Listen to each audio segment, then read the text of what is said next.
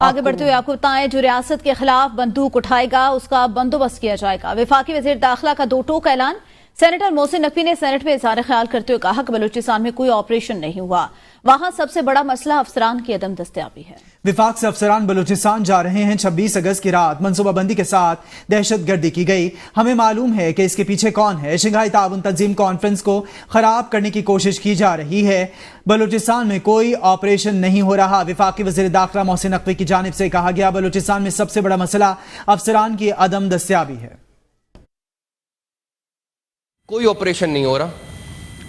کل prime minister صاحب کوئٹہ میں موجود تھے اور ان کی بڑی تفصیل کے ساتھ سٹیک ہولڈرز کے ساتھ، پولیٹیکل پارٹیز کے ساتھ میٹنگ ہوئی، ڈاکٹر مالک صاحب کے ساتھ میٹنگ ہوئی، باقی سارے لوگوں کے ساتھ میٹنگ ہوئی۔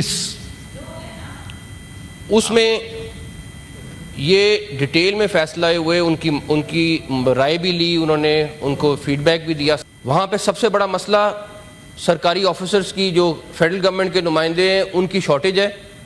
کل اس کی پالیسی کا اعلان ہوا ہے، تقریباً 30 سے 40 آفیسر فوری طور پہ وہاں پہ جا رہے ہیں۔ جو لوگ اسٹیٹ کو نہیں مانتے، بندوق اٹھاتے ہیں، وہ ہمارے لیے دہشت گرد ہیں اور ان کا ہم بندوبست کریں گے۔ کہ یہ ایس سی او کانفرنس کو خراب کرنے کے لیے بھی ایک پلاننگ کی ہے انہوں نے۔ ہم ہوسٹ کر رہے ہیں، ہم وہ اکتوبر میں ہوسٹ کر رہے ہیں۔ بہت سارے لوگوں کو اس کی تکلیف ہے کہ وہ نہ ہو، اس کے لیے بھی ایک خلاف سازش ہے۔